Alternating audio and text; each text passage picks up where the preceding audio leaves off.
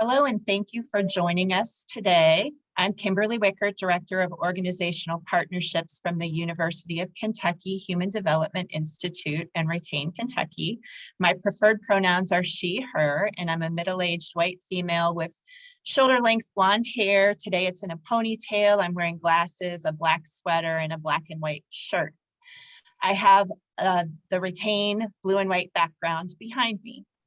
Thank you for joining us for Retain Kentucky's Employment Seminar Series, Ergonomics 101. Just a few housekeeping items before we get started. Brandon Canada is our technical support expert, and he'll be sharing a poll that we ask you complete now.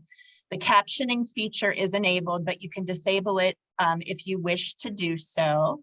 And you can see the poll up right now. And if you have any questions, we will be monitoring the question and answer chat box throughout the presentation. So please put any questions or comments there so you can join in our discussion today.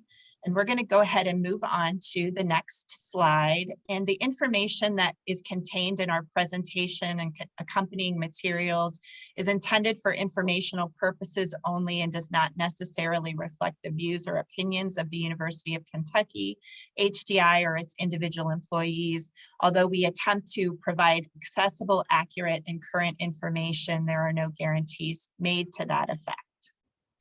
And let's go ahead and move on to the next slide where I will invite you to mark your calendar for our next Employment Seminar Series presentation on June 16th at noon, when Aliyun Yasi and Amy Smith from St. Elizabeth's Healthcare will present on inclusive strategies in stay at work and return to work programs. And I'll put the registration link for that in our chat.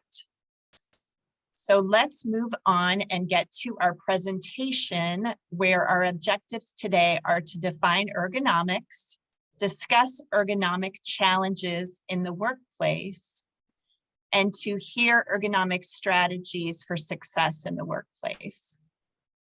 Please join me in welcoming Dr. Karen Jacobs as our subject matter expert and presenter today. She is the Associate Dean of Digital Learning and Innovation at the College of Health and Rehabilitation Sciences, Sargent College, clinical professor, as well as program director, online post-professional doctorate in occupational therapy program, Boston University Department of Occupational Therapy. Dr. Jacobs, thank you so much for sharing your expertise with us today. I know you have a lot of great information and content, so I'm going to turn it over to you to get started. Thank you so very much. Will describe myself. I am in Boston, Massachusetts. I have a blurry background. I use the pronouns she, her, hers. I am a white woman, brown eyes, red lipstick, brown hair, and I have a red jacket on. And again, I'm delighted to be here. And thank you, Retain Kentucky, for inviting me. I am, besides a board certified ergonomist, an occupational therapist. And I like to define occupational therapy as a profession that works with people of all ages. We focus on whatever is meaningful to the individual to find practical solutions to living life to its fullest. Well, when we look at work as an occupation, we find that it's a valued occupation that involves about 62% of the US population based on a 2020 study.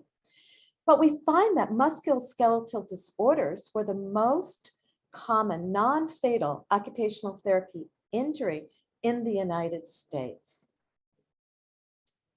We all know what it's been like to work remotely, and working remotely is here to stay. I am working remotely today. I live in one of the dormitories at Boston University.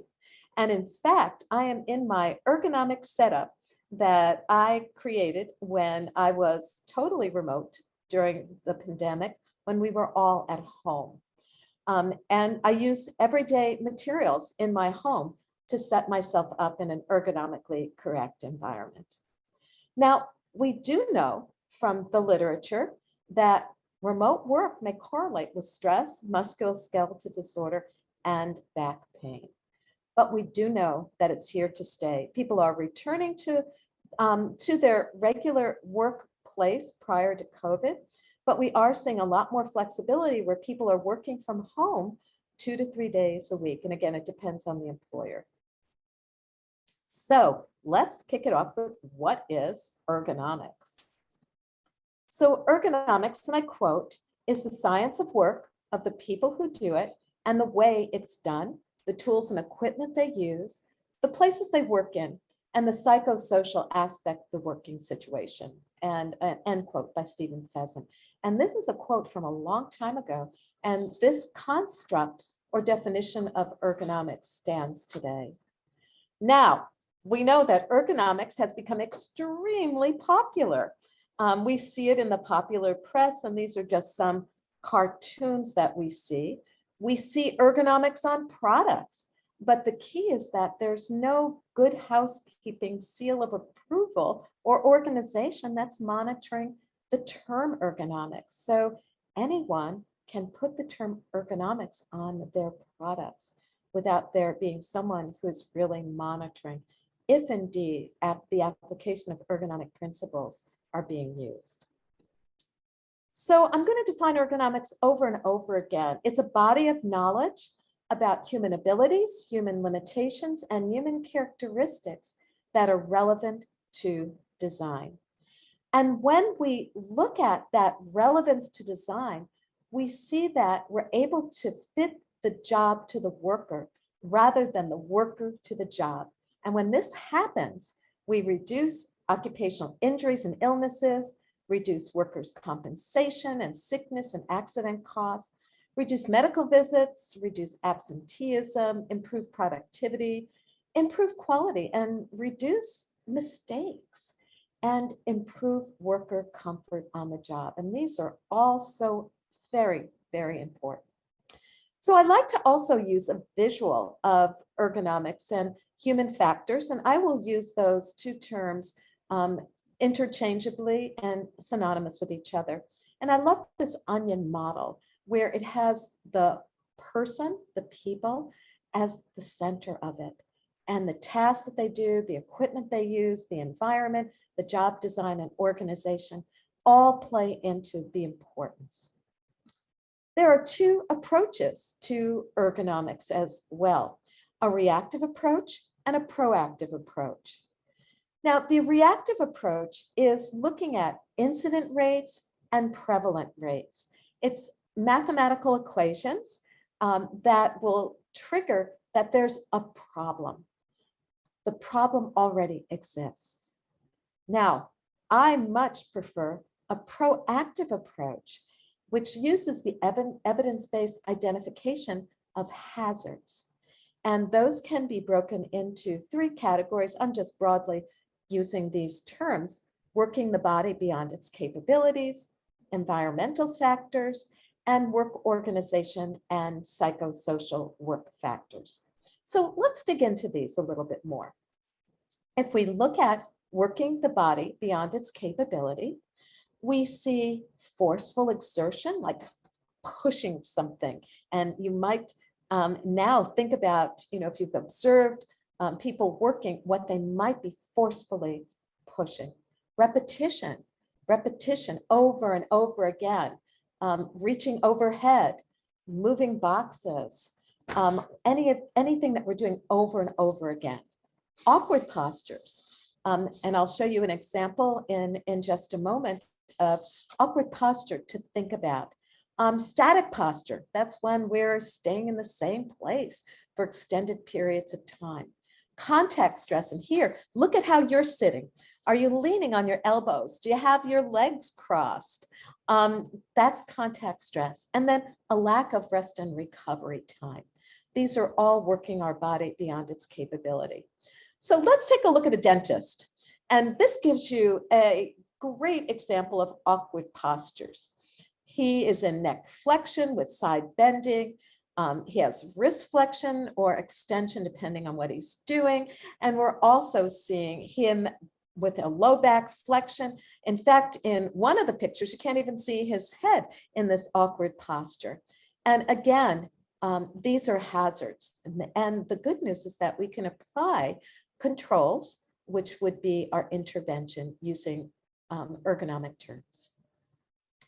We also have other factors that we can call hazards, and these are called environmental factors. And we can add more to this, but it could be the temperature, humidity, air quality, vibration, lighting, illumination, noise, again, force but weight in this case, chemical agents, toxic substance, non-toxic substance, biological agents, and we know what that is all about, and violence in the workplace as well. A third hazard is work organization or psychosocial factors. And I put these up because these are triggers that we can see that or observe or notice when there are issues with work organization or work factors. So your employees are always tired. They have a feeling of isolation. I'm alone. You know, is there anybody there who understands me? Anxiety and inability to cope, maybe muscle tension and poor posture. They're startled, easily distracted by low levels of noise, and have difficulty concentrating. And I'm going to guess that you've observed this and maybe you've experienced it yourself. And we did, you know, again, during the pandemic, we have experienced much of this. Many people have. So when we see those triggers from that other slide, it tells us that there's issues with job control, social support, and we really need just one person that we can reach out to have social support. Job distress, task and performance demands too high, too low, job security. A lot of times if someone says, oh, I think we're downsizing, or maybe we're moving the organization, a lot of times people experience job insecurity.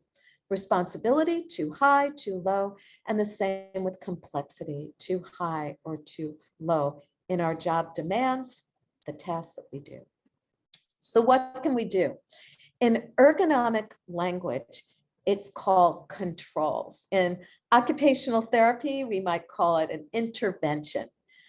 There are three that we will look at: engineering, administrative, and work practice control. So engineering controls are changes to the workstation, equipment, or tools that eliminate the hazard at its source.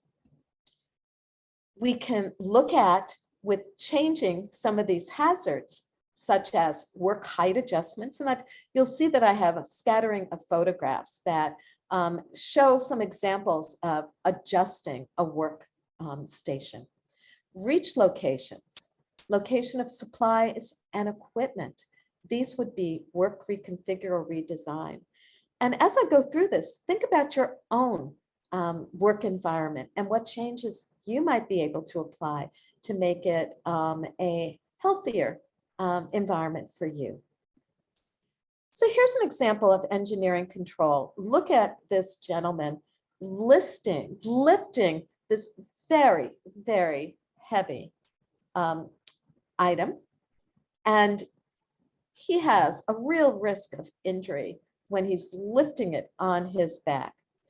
But an engineering control of putting a cart there reduces the risk. Engineering controls could be tool and handle redesign or design in the first place, and environmental design. So if the temperature's too hot or too cold, being able to adjust it. If it's humid, looking at air quality, and it's getting rid of these hazards at the source to be an engineering control.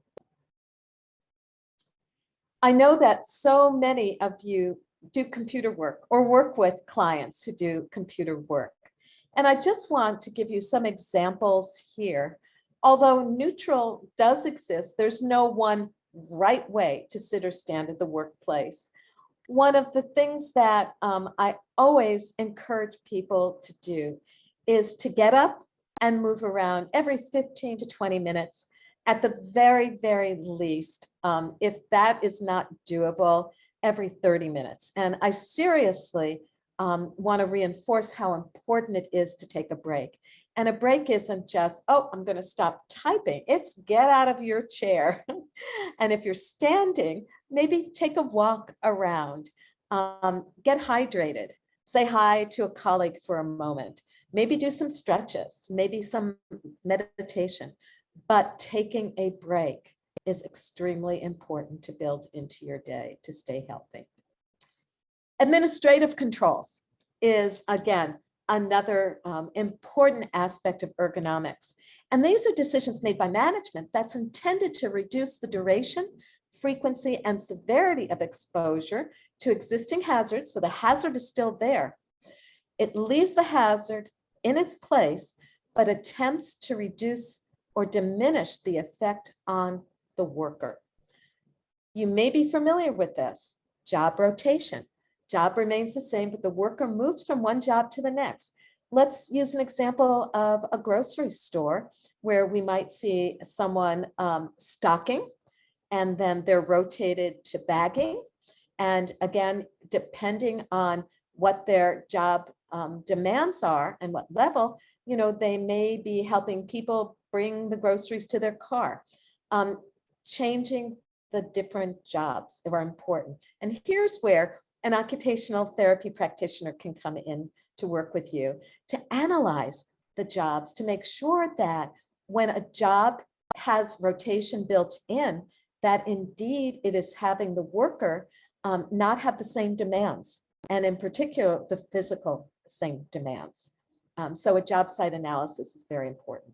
Job enlargement is where the job content is increased by giving the worker a greater number of tasks to perform, all within the same level of responsibility. So if we use that case study that I used just a moment ago, maybe that person learns how to do the checkout and is, interacting with people who are buying groceries. So increasing their job demand. Another aspect of administrative control is personal protective equipment.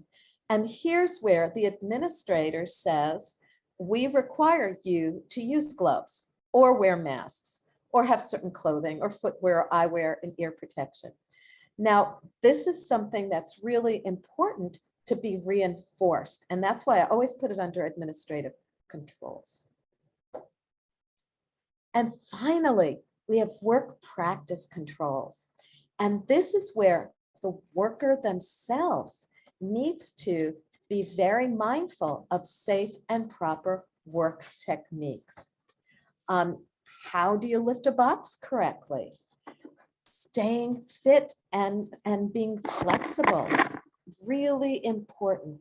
And what we can do as employers or people who are working with employees is to provide training. How do you lift a box correctly? How do you interact correctly with clients? Is smoking good for you, or is smoking something we should think about not doing on the workplace, or even in general? So all of this connects to work practice controls, the responsibility on the worker. So when we look at all three of these controls, the engineering control is number one, but you will find that it's important to also build in administrative and work practice controls. So I want you to look at this one for a moment, and in the chat box, identify what hazards you're seeing. And I'll open up the chat box to take a peek. What do you see as a problem here with this worker? And feel free to just type it into the chat box. Bending incorrectly. Thank you, Lisa. Absolutely.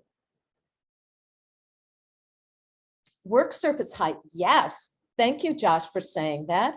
And Christopher, not bending at the knee, so her body mechanics is off. So a real awkward posture, and where the box is placed. Julie, thank you. Twisting. Absolutely. So we got some hazard here. Let's also say that she's a smoker. And so, again, she wants to go out during her breaks and smokes. And we want to provide some engineering controls and administrative controls and work practice. So, Elizabeth, thank you. You identified a trip hazard. Excellent, the cord. So engineering control, getting rid of the hazard at its source. What are you going to recommend? Please type that in.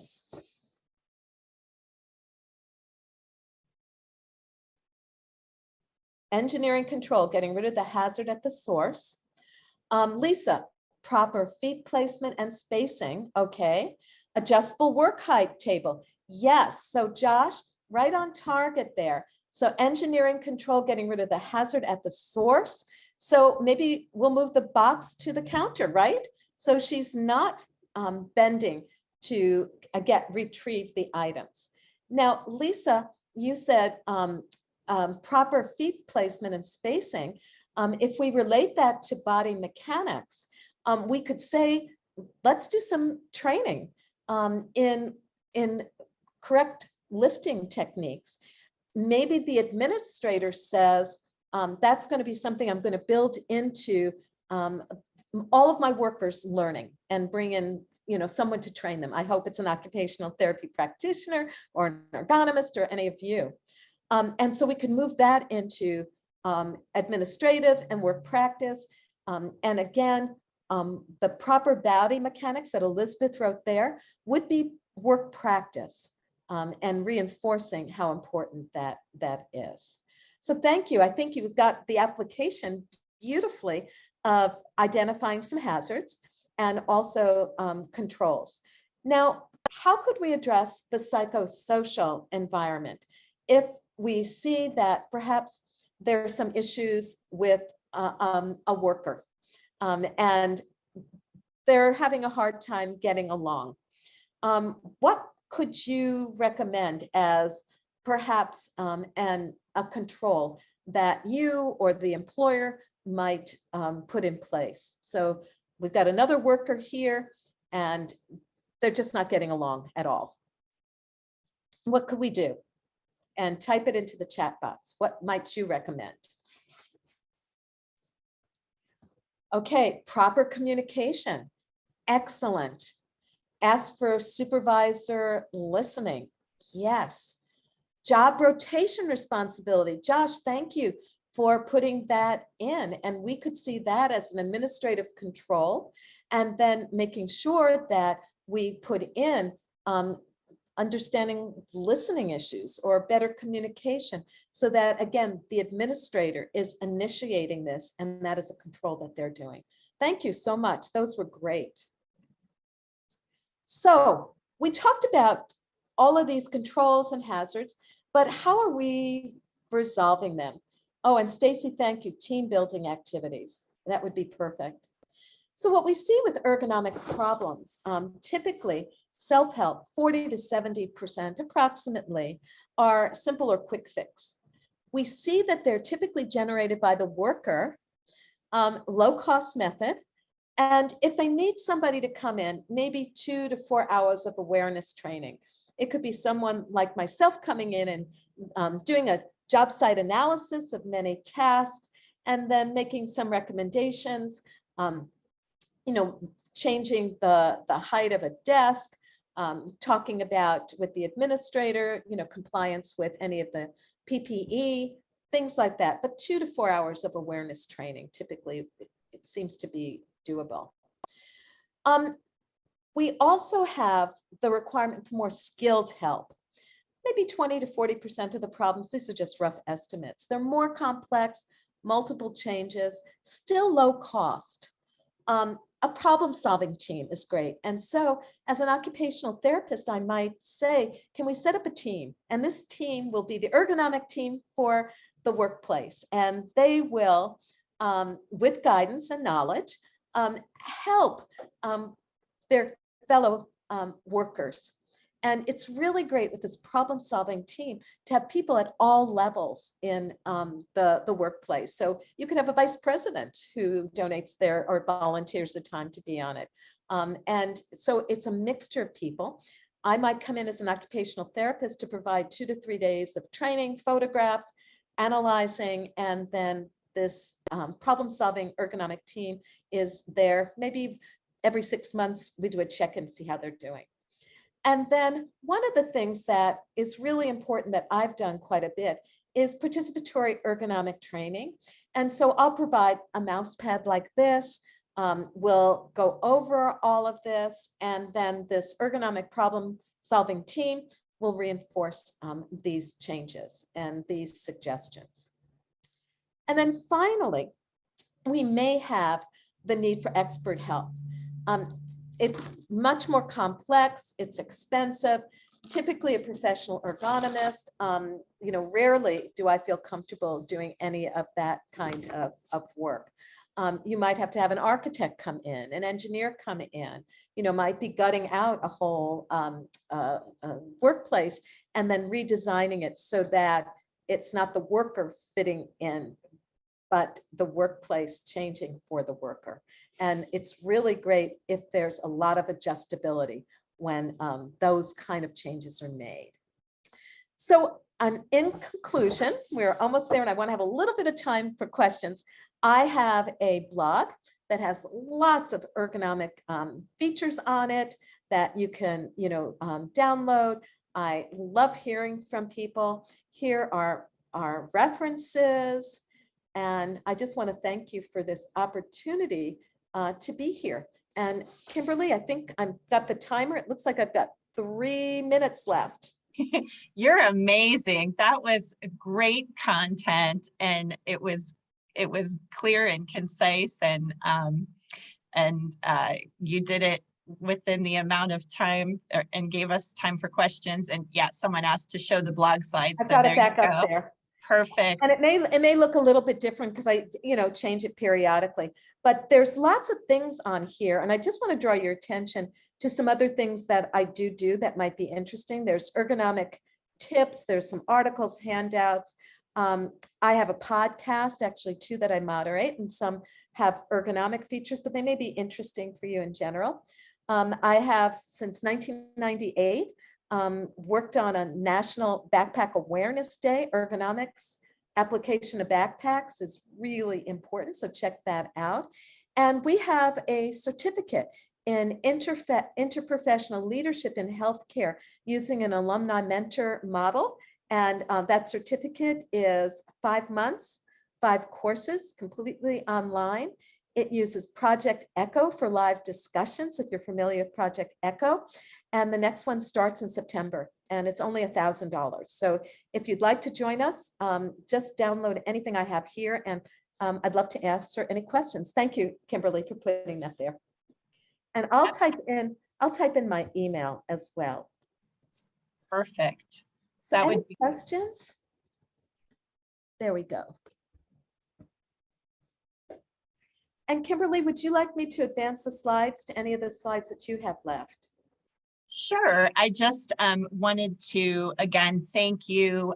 This is really great information, as Elizabeth just said in the chat as well. And I was talking with some of our return to work coordinators at Retain yesterday about capacities and how they help our participants oftentimes get capacities for them to return to work. And a lot of the information that you shared was very much aligned with what we talked about today. I think people often think of capacities in the physical sense, which is true, but you talked about ergonomics and social isolation, and that's really important for our participants who have mental health diagnosis and need clarification on what they can do in the workplace with those capacities. And then the environmental as well is so key, like you said, temperature, dust, fumes, that type of thing. So it was really timely for us, and we can, help support participants and individuals in Retain at their employment setting in getting that thought process going. You talked about how being proactive, and we do the work experience survey, and oftentimes our participants will identify those ergonomic fixes. So that was great to see too. You're talking our talk. So that was great. I just would reiterate, if anybody has someone that they know that they think we could help at Retain, our contact information is up here. Reach out to us, and we'd be happy to help. And then on the next slide, all of our recordings, including today's recording, give us about a week, but they're all available on our Retain Kentucky Media website. So join us there. Like I said, there was a lot of great information today. I don't know about all of you, but I think I'll probably go back and watch this again. So thank you so much. And thank you. I'm really so delighted to be part of this. I do want to give a shout out to Phil Rummerill, who is a colleague and dear friend of mine. And thank you for introducing me to Kimberly. I'm available if anybody has any questions. I can do ergonomics through telehealth technology, if that would be helpful for you as well. Oh, thank you so much. That's great to know. We really appreciate your time and your expertise today. And I think you might be coming back later in the year to share some information on a research study that you're working on remote work. So stay tuned. We'll share more about that later in another presentation.